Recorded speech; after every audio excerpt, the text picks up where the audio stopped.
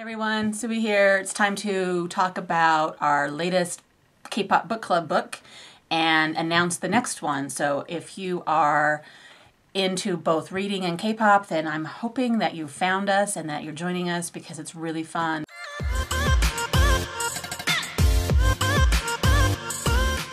This past while, we have just finished reading two Prince books, The Little Prince and The Happy Prince. So The Happy Prince is a short story that Oscar Wilde wrote, and it's compiled in all kinds of different versions of stories for kids. You can get one with a whole bunch of stories or one with some stories, but anyway, this is one of his most famous stories for kids, which I find it interesting that it's called Stories for Kids because it doesn't seem like they're for kids. They're kind of heavy, they're kind of morbid. The one that I picked up, I read all the stories. There was maybe 6 stories in that one. And they remind me kind of dark fairy tales or even Bible parables a little bit.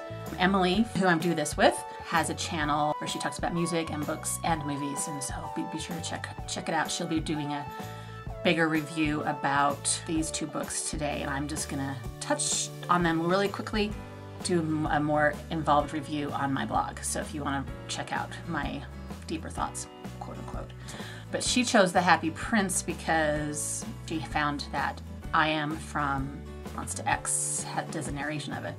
So that was really fun. I read it while listening to him read it. You can find that on YouTube. I will put a link for it right here. Here's a little teaser of it. "He looks just like an angel," said the charity children as they came out of the cathedral in their bright scarlet cloaks and their clean white pinafores.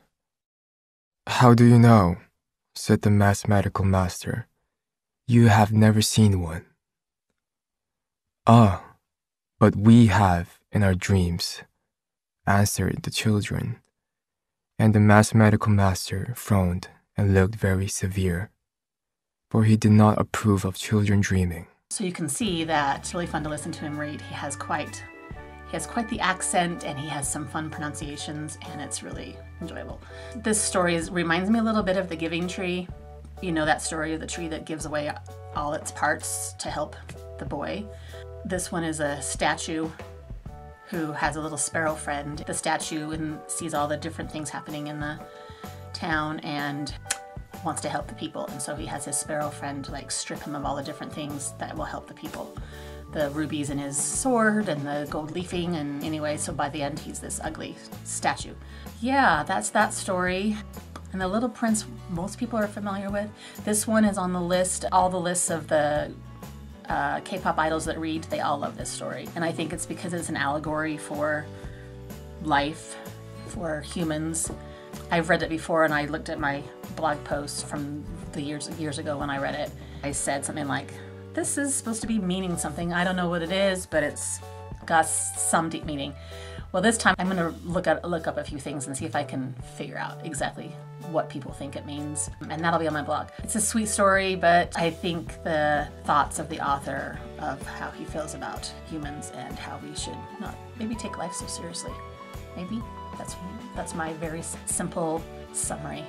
Okay, so there's those. Be sure to go check out Emily's channel for her thoughts on these books. These are the ones she picked. I thought that was fun to have two little short Prince titled things. This is the thing about this read-along book club thing. There's not like once a month. There's not like a set time. It's just kind of like, here's the book, and when we're done, we'll talk about it. For this next time, I have chosen Pachinko by Min Jin Lee.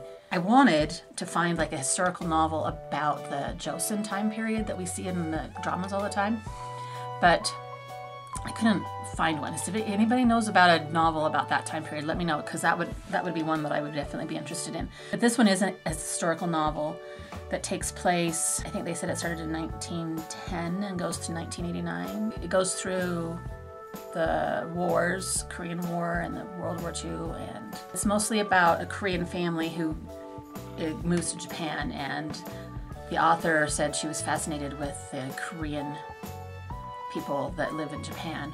So we kind of get both countries' histories and the history between the two countries, which I don't know very much about, so I kind of think that would be really interesting. This book is only a couple years old, and it won a gazillion awards and is on all the lists of all the best of best of best ofs, and it sounds really amazing, so I thought we could give it a try.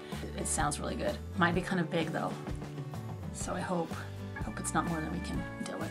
But I did look up and found an interview with the author that sounds really interesting. I only started watching part of it. Anyway, I'll give a link to that there and down below. So if you're interested in learning more about this book, then you can watch her interview. Hopefully you guys think that sounds fun. Maybe if you've already read it, let me know what you thought. We will discuss, especially when I get done, we'll discuss. Come back here and we'll talk more about it. And then Emily will choose the book after that. We just can do this back and forth thing. Hopefully you're starting to figure out our little routine, and hopefully you're joining us. Let us know if you're reading with us and if you have any suggestions and what you think about the books we've read so far. We do have a Goodreads group if you are there, and you can join us on that. Thanks for watching. Have fun reading and K-popping. Bye.